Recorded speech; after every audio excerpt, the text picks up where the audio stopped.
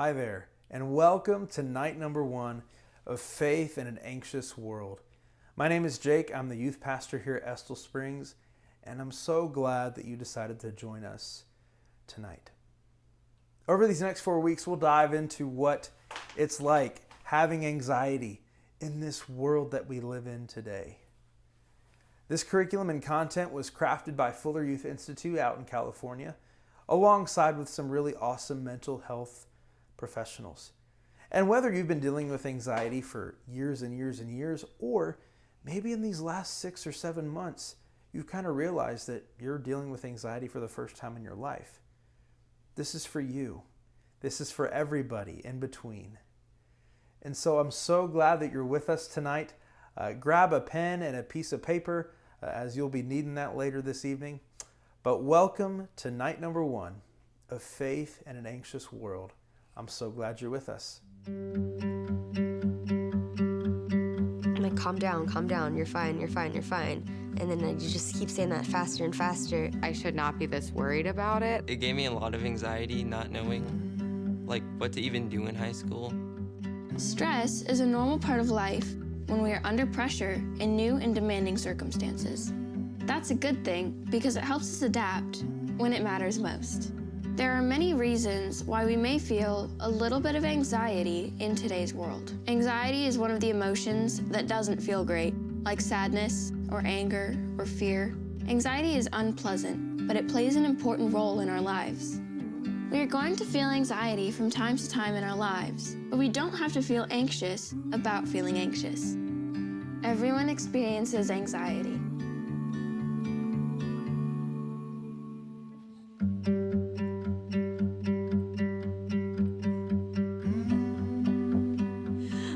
Yes. Yes. Oh, yes. I do feel anxious. I'm anxious all the time. I think just the overall pressure to do very well in a lot of different categories. Homework. For AP classes, for honors and all that. Once that test comes in front of me, everything blanks and I'm like, oh gosh. Reading out loud in class. Getting ready for college. Did you get in? Have you sent the things? And Accumulates, it's just stress. These relationships can cause a lot of anxiety. Making friends. Relationships with parents. Social media, I blame myself too. We put the best parts of ourselves on social media. And if you spend a lot of time looking at that and kind of indoctrinating yourself that that's how life is, then you kind of blame yourself for a lot of the bad things that happen. Well, a lot of people were very competitive with each other. You want to have this certain body, or you want to have this certain amount of money. Growing up, I definitely didn't have a lot of the things that I wanted.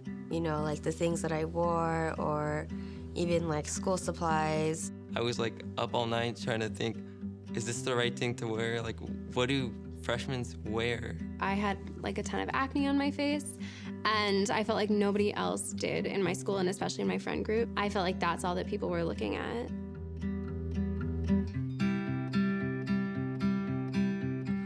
I just have really racing thoughts. My thoughts just move really quickly to all the different fears. And a lot of times it's not even something that would happen. It's just your anxious brain just coming up with scenarios. It's everything's closing in on you and you can't do anything. You're worried about what's gonna happen. If anyone talks to me, it kind of goes in one ear and out the other. I just focus on what I'm anxious about, and I can't think about anything else. Sometimes it can affect your physical body. You can have a hard time breathing. You're breathing, I guess. It kind of bottles up and it freaks you out. I just can't breathe. I can't get a full breath in. Sometimes it's my chest is tight.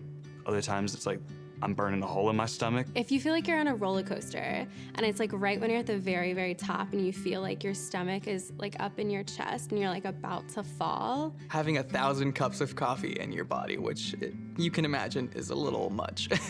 A little more sweaty than usual. You don't want anyone to notice, and you kind of just think that everyone's looking at you and you're a weirdo and no one's gonna like you because you're freaking out. That's kind of what it feels like, at least for me. It's really hard to explain. I, for a long time, felt like I was the only one who felt that way. And when I started talking to my friends about it, they were like, oh, I actually feel the same way.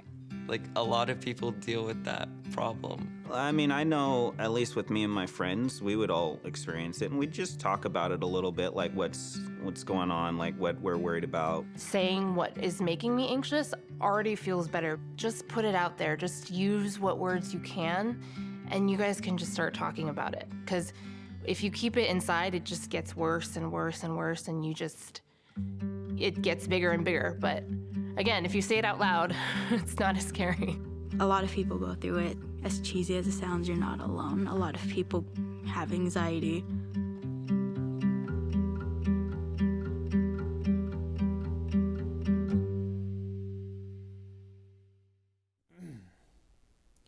For the next 4 weeks, we will be looking at life in this anxious world that we live in.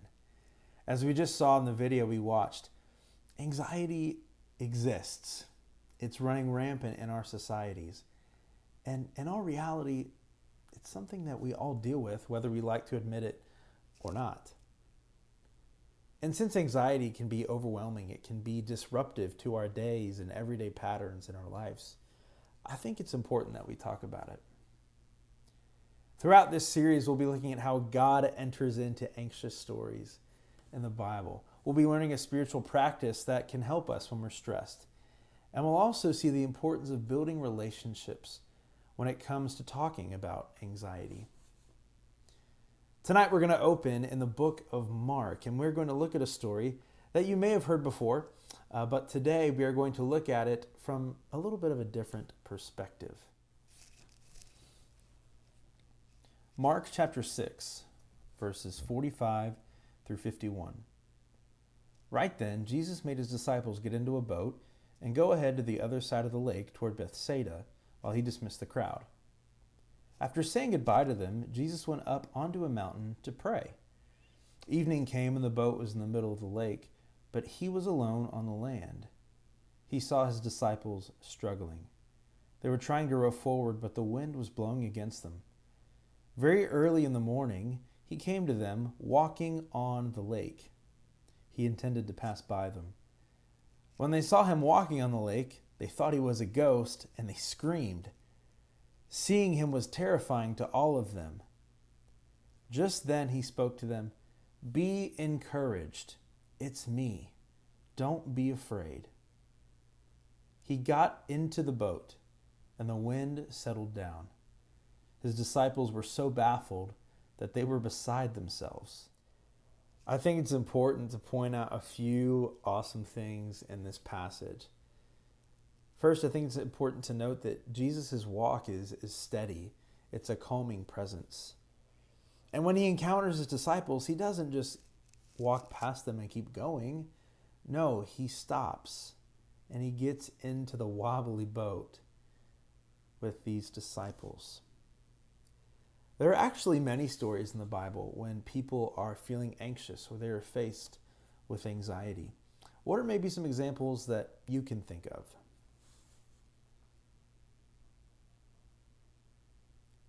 Even for the people in today's story, it wasn't the first time that these same disciples found themselves in a heated situation.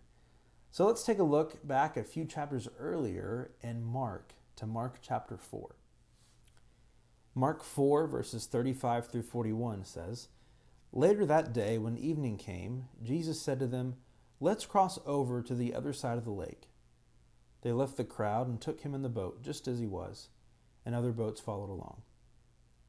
Gale force winds arose and waves crashed against the boat, so that the boat was swamped. But Jesus was in the rear of the boat, sleeping on a pillow. They woke him up and said, 'Teacher, don't you care that we're drowning?' He got up and gave orders to the wind, and he said to the lake, 'Silence, be still.' And the wind settled down, and there was a great calm.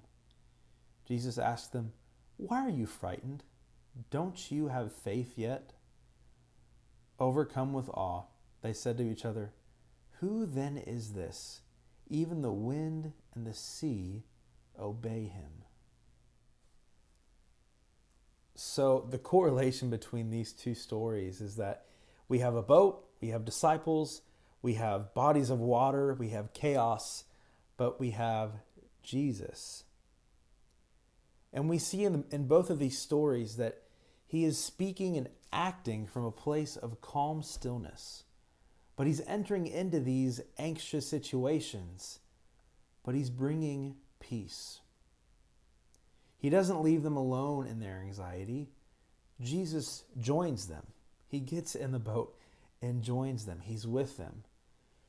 And what do you notice about their response, maybe? Well, at first, in the first passage, they are freaking out. They think they see a ghost. And then in this story, in Mark 4, they're losing their minds. There's this huge storm coming at them. And they're like, Jesus, why are you sleeping? Come on, dude, do you see this? But he says, be still to the body of water. Their storms ceased. And now Jesus was with them in their questions and confusion. I want to ask you a question tonight. What's making your boat feel unsteady? Maybe it's school, sports, or activities you're involved in, friendships, relationships, or something going on at home. I want you to take a piece of paper and take about 1 minute to maybe be honest with yourself and write down what's making your boat unsteady. Go ahead.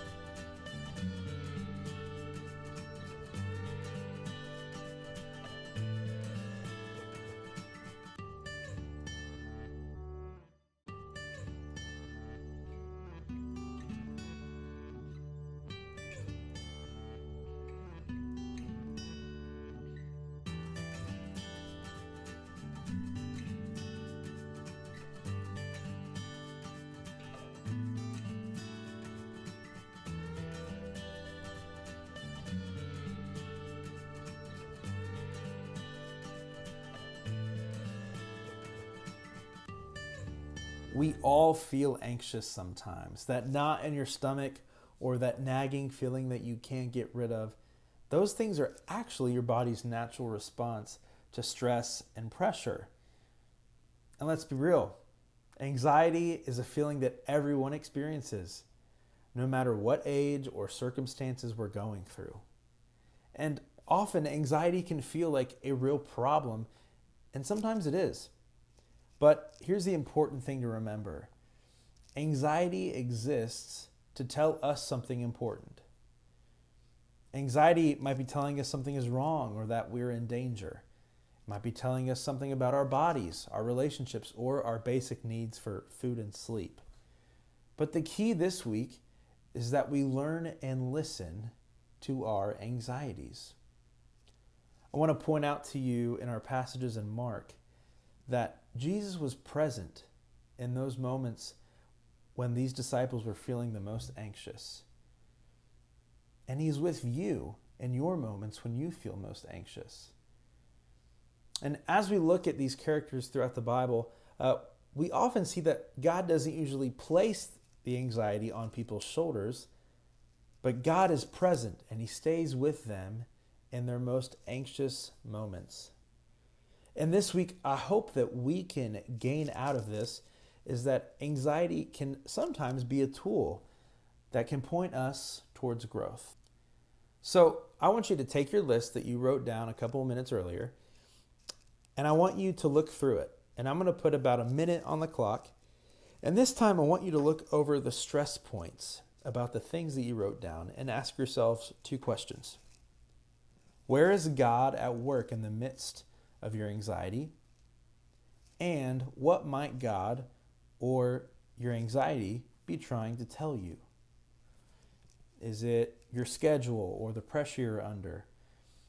Is it certain times when you're beyond your comfort zone, whether you're eating or sleeping enough, or whether you're putting yourself in dangerous situations? So go ahead, take a minute, and best respond to those questions.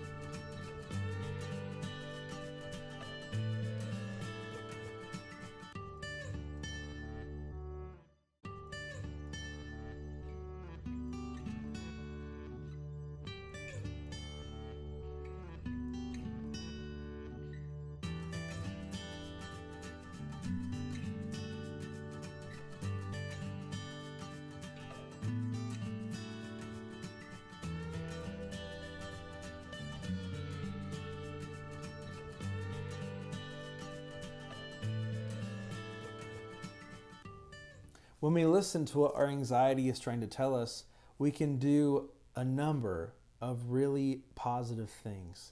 We can learn about who we are and what situations make us feel unsteady and what are maybe some healthy coping strategies that work for us. We can use our power to make changes in our lives, things that we can do to help ourselves mentally, physically, and things that we can do to cause us to feel less tense. We can recognize where God is present and at work in our rocking boat.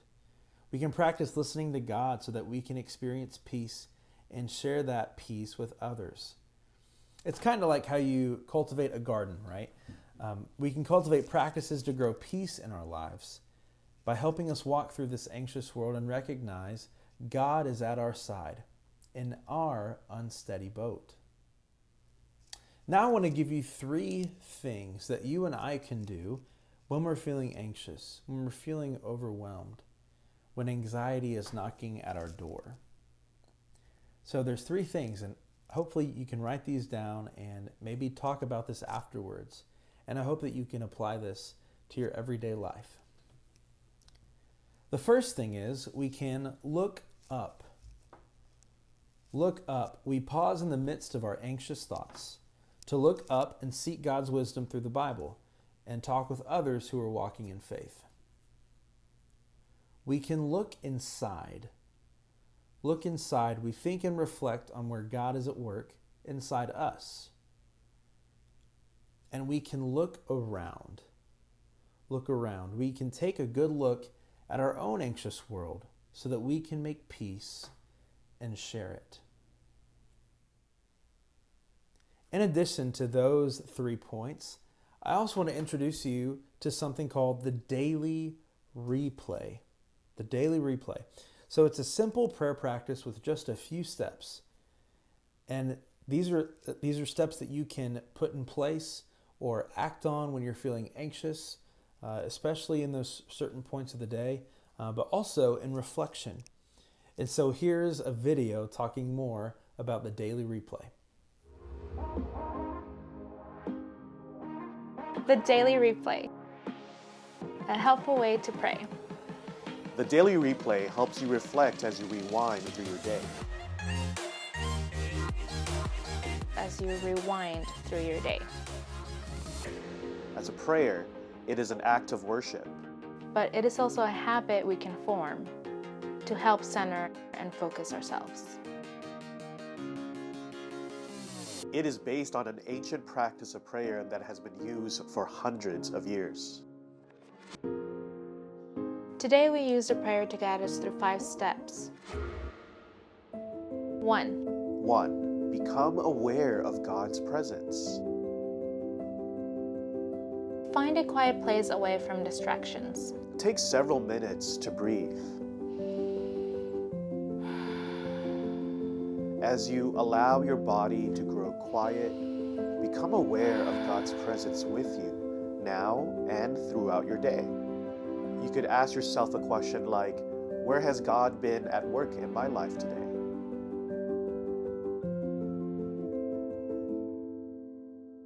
Two. Number 2. Review the day with gratitude. Take a moment to give thanks and reflect on questions like, what are good things that have happened today? What can I be thankful for? Number 3. 3. Pay attention to your emotions. Ask yourself about how you felt at different points of the day, both pleasant and unpleasant. You could look back at difficult moments of your day and think about where God might be at work in those challenging times. 4. Number 4. Forgive and ask for forgiveness. Take some time to look at your day through the eyes of the people around you. Ask yourself, where can you take the first step in restoring peace? Take a moment to reflect on where you may have missed the mark today. Where might I need to ask for forgiveness? 5. Number 5. Look ahead to tomorrow. As you look at tomorrow, what do you hope will be different? What would you like to ask God for help with? The daily replay can be done anywhere, anytime. Using this prayer practice day after day makes it an easy habit to turn to when our days get challenging.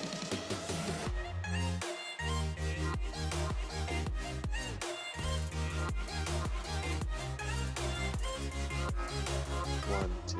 Rewind. Anywhere. Anytime.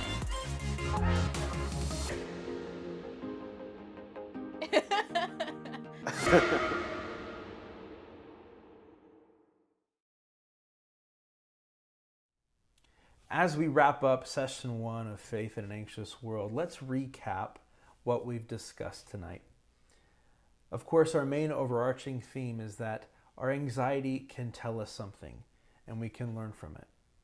And yes, even in those most anxious moments, in those really severe bouts of anxiety where the weight of it feels unbearable, we can actually learn something from it. We can go underneath the hood and see why we're feeling a certain way. And if we do that, we can really help manage that particular anxiety and those anxious feelings. And so our anxiety can tell us something and we can learn from it. I also showed you 2 different ways of how you can help manage and kind of deal and assess your anxieties day to day. Whether it's to look up, to look inside, or to look around, or it's the daily replay. And so you have 2 things now at your disposal that can hopefully help you in this upcoming week. Well, that concludes night 1 of Faith in an Anxious World. I hope you learned something. I hope you gained something from this conversation. And I hope this starts a conversation with you and your family and your loved ones, people you live with, your friend groups. Because we can't do this alone, and it's so important to talk about how you're feeling. So let's close in prayer tonight. Lord, I thank you for this first night of session 1. I thank you for all these people that are watching this live or they look at it later. Lord, I pray that we all gain something as we start this series.